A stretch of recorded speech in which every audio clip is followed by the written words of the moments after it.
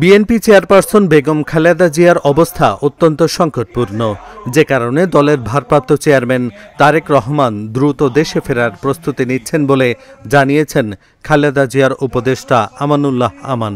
সকালে সাভারের ভাকুরতা ইউনিয়নে শীতার্তদের মাঝে শীতবস্ত্র বিতরণ কর্মসূচিতে প্রধান অতিথির বক্তব্যে তিনি এ মন্তব্য করেন।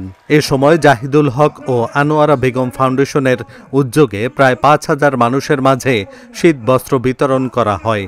আনোয়ার হোসেনের সভাপতিত্বে অনুষ্ঠানে ঢাকা জেলা বিএনপির সাংগঠনিক সম্পাদক ব্যারিস্টার ইরফান ইবনে আমান আমিসহ স্থানীয় বিএনপি ও অঙ্গ সংগঠনের নেতাকর্মীরা উপস্থিত ছিলেন।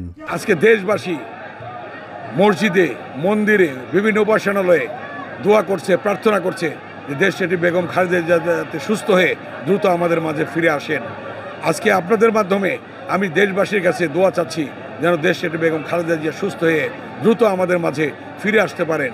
এবং আপনারা জানেন বিএনপির ভারপ্রাপ্ত চেয়ারম্যান জনাব তারেক রহমান দেশে আসার প্রস্তুতি নিয়েছেন এবং নির্বাচনের আগেই তিনি দেশে আসবেন, সেভাবেই সমস্ত কিছু তার প্রস্তুতি নেওয়া হয়েছে এবং সেভাবে তিনি যত দ্রুত সম্ভব দেশে আসবেন এবং দেশে এসে দলের হাল ধরবেন এবং দেশে এসে তিনি নেতৃত্ব দেবেন।